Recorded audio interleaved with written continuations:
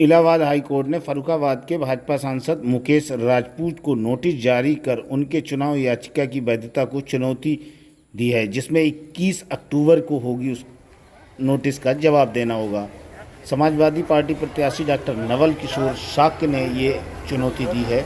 उनका कहना है कि चुनाव को अवैध करार देकर रद्द करने की मांग की गई। याचिका में कहा गया है कि भाजपा प्रत्याशी को 2676 वोटों से जो जीत हुई है, एक प्रत्याशी अमर सिंह, जिनका नामांकन दोषपूर्ण था, फिर भी स्वीकार किया गया। अमर सिंह को 3500 वोट मिले हैं। यदि उनका नामांकन नियम का पालन न करने के कारण निरस्त हो गया होता तो याचिकाकर्ता खुद विजयी होता।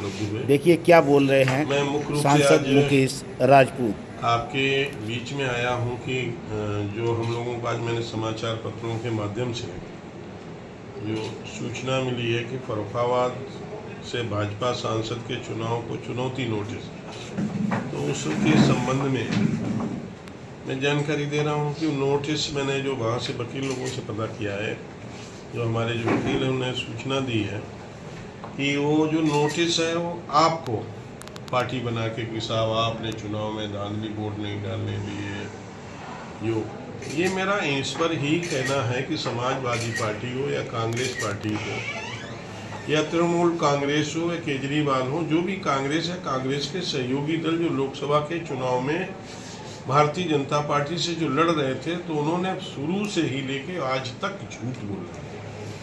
वो झूठ के बारे में और अभी भी जो कर रहे हैं वो अभी भी आगे भी झूठ बोलते रहेंगे। उसके बारे में मैं आपको बुलाया है, आप लोगों के माध्यम से उन्हें भी बताना चाहता हूँ।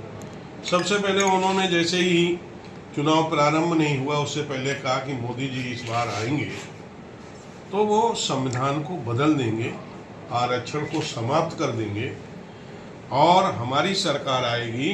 एक तो ये झूठ फैलाया गया दलित समाज के, पिछड़े समाज के लोगों में कि संविधान बदल देंगे, बाबा साहब का बनाया हुआ संविधान बदल देंगे, जब पूरे देश को और उन्हें भी मालूम है कि संविधान को मोदी जी कभी बदलेंगे नहीं। मोदी जी जितना सम्मान करते हैं संविधान का, मुझे लगता है कोई भी लीडर इतना सम्मान नहीं किए होंगे। पुरानी लोकसभा से नई लोकसभा में जब मोदी जी गए थे तो उस संविधान को अपने सर पर रख के लेके गए थे सभी सांसदों के साथ में। आपने भी देखा, पूरे देश ने देखा, पूरे विश्व ने देखा, जो संविधान का इतना सम्मान कर रहा हो वो संविधान के साथ कैसे छेड़छाड़ कर सकता है।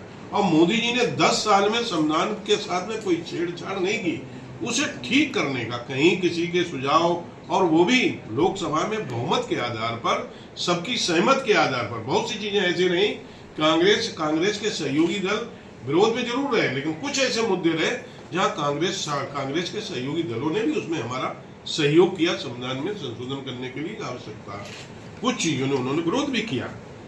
तो लेकिन कहा कि संविधान बदल देंगे, आरक्षण खत्म कर देंगे और हमारी सरकार आएगी तो खटाखट फटाफट हम महिलाओं के, माताओं के, बहनों के खाते में 1-1 लाख रुपए हर वर्ष डाल देंगे। इस तरह से लालच देके लोगों को गुमराह करके उन लोगों ने कुछ सीटें तो पा ली, लेकिन अभी भी उनका झूठ का बोलना समाप्त नहीं हुआ।